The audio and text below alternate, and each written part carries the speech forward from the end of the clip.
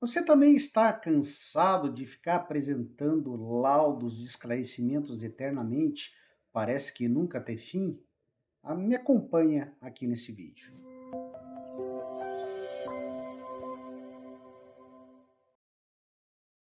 Muito bem, gente, deixa eu contar para vocês uma história que começou lá em novembro de 2018, tá? Eu fui nomeado para fazer uma prova pericial, revisão de conta corrente, outros contratos, isso no final de 2018, ok? Eu apresentei a minha proposta em 20 de novembro de 2018. Essa proposta, logicamente, ela foi impugnada, depois eu fiz uma contraproposta e, por fim, ela foi homologada pelo juiz. Tá? Se não me engano, R$ 6.750 naquela ocasião. Muito bem, o que aconteceu? A parte depositou os honorários, eu logicamente comuniquei a data de início da prova pericial, né? E antes disso, eu mandei mais de 2 vezes termos de diligência, porque não haviam juntados aos autos todos os documentos, todas as provas documentais necessárias à realização da perícia. Continuando, né, as minhas histórias sempre ficam um pouco longas, né? Eu estou até aqui tentando verificar, digamos assim, a linha do tempo. Tudo bem, vejam, final 2018. E depois de apresentados, depois de uma grande insistência, em março de 2022 eu apresentei o primeiro laudo pericial. Muito bem, logicamente, conforme está previsto lá no artigo 477 do CPC, parágrafo 1º, as partes se manifestaram e eu, atendendo o que está previsto no parágrafo 3º do mesmo artigo, eu apresentei laudo pericial de esclarecimentos. Vejam, nesse caso é interessante como as coisas elas ficam vai e volta, sem, digamos, sem o magistrado dar uma olhada no que está acontecendo nos autos, né? Desde o primeiro laudo, eu mostrei lá que as taxas que foram cobradas pelo banco, elas estavam dentro da média de mercado, tudo bem. Eu apurei, porque o juiz me pediu para apurar se houve ou não houve a ocorrência de cobrança de juros sobre juros, né? Falei sobre os demais contratos, estava tudo bonitinho, cobrança de tarifas, etc.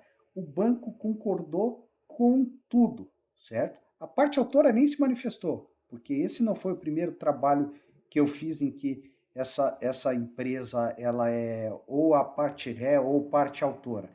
Ela não se manifestou porque ela deve um monte de dinheiro para o banco. Deve, de acordo com o que está lá nas provas documentais. Não é o perito que está dizendo isso. São as provas documentais que dizem isso, que essa empresa está efetivamente quebrada e que deve um monte de dinheiro. Logicamente, ela nem apresentou manifestação acerca do meu laudo. Por quê? Porque enquanto a coisa está rodando, ela não está pagando o que deve. Muito bem, isso foi em março. Falei para vocês que em março eu apresentei meu laudo pericial. Em agosto de 2022, eu apresentei o laudo pericial de esclarecimentos, ratificando as conclusões periciais, visto que o banco concordou com tudo. Ele só não concordou com o cálculo que eu fiz para atender tanto questionamento do juiz, como para atender quesito que foi elaborado pela parte autora e que não foi indeferido pelo juízo. Então, eu, naqueles meus 6.750, eu estou pago para responder isso daqui, sem qualquer análise de mérito ou cabimento. Muito bem, passou mais um tempo, embora eu tenha, normalmente, depois que eu presto os primeiros esclarecimentos, eu peço que os autos sejam conclusos para a decisão do juízo. O que aconteceu? O cartório não deu bola para o meu pedido, mandou novamente para as duas partes. O banco novamente impugnou, dizendo que concordava com quase tudo do meu laudo e novamente discordando da questão que eu apurei anatocismo e os bancos eles têm uma, digamos assim, um posicionamento técnico diferente do meu. Tá? No meu entendimento, o anatocismo ocorre quando os juros são exigidos em situações em que não há saldo credor ou depósitos na conta corrente na mesma data de exigibilidade. Por quê? Porque isso vai integrar o saldo devedor. O banco diz que, na verdade, foi quitado mediante um empréstimo, tá? Mas esse empréstimo foi, de alguma forma, para cobrir também os juros que foram exigidos em conta corrente. Então, de acordo com o meu posicionamento técnico, isso está errado. Deixa eu desligar aqui. Isso está errado.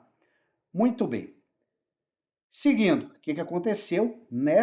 A vez que eu apresentei o segundo esclarecimento, eu frisei ponto a ponto que não havia mais nada a ser esclarecido, que era só uma divergência de posicionamento técnico.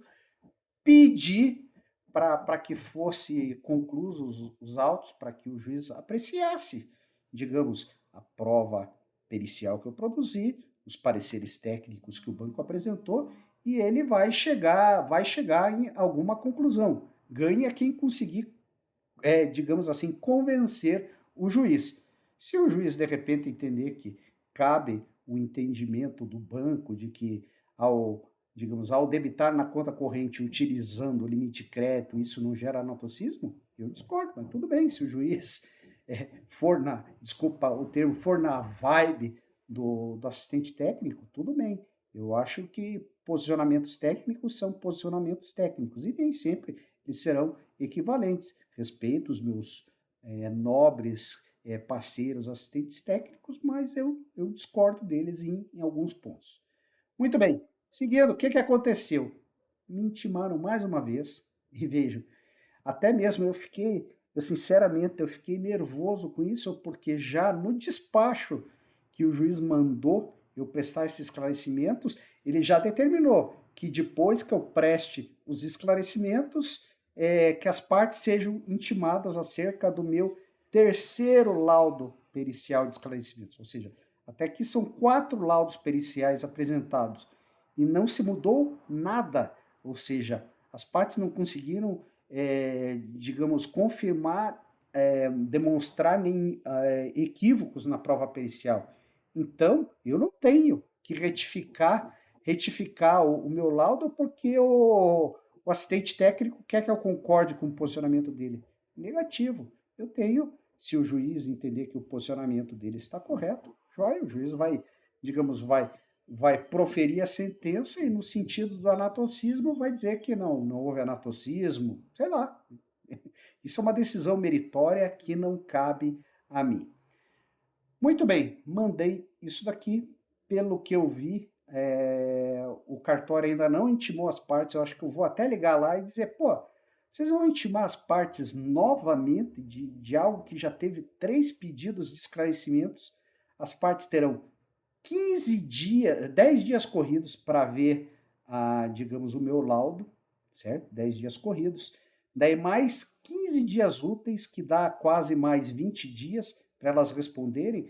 Ou seja, vai ser no mínimo 30 dias jogado no lixo. Por quê? Porque eu não, digamos, eu não vou retificar meu laudo pericial porque eu não estou errado. Eu não tenho problema nenhum quando os assistentes técnicos conseguem demonstrar que eu cometi algum equívoco. Eu não tenho problema nenhum em, digamos, em corrigir o meu laudo pericial. Tudo bem, gente? O vídeo, novamente, ficou longo, tá? Meu objetivo era só perguntar para vocês, o que vocês acham desse negócio, desse vai e volta? Ou seja, parece que nunca cai na mão do juiz para ele ver tudo que foi produzido de forma técnica, seja pelo perito que ele nomeou, ou seja pelos assistentes técnicos que estão assistindo as partes. Qual é a sua opinião? Deixe aí nos comentários. Não esquece de me seguir e também de curtir esse vídeo. Um grande abraço do Pedro Neto e nos vemos em breve em mais um vídeo.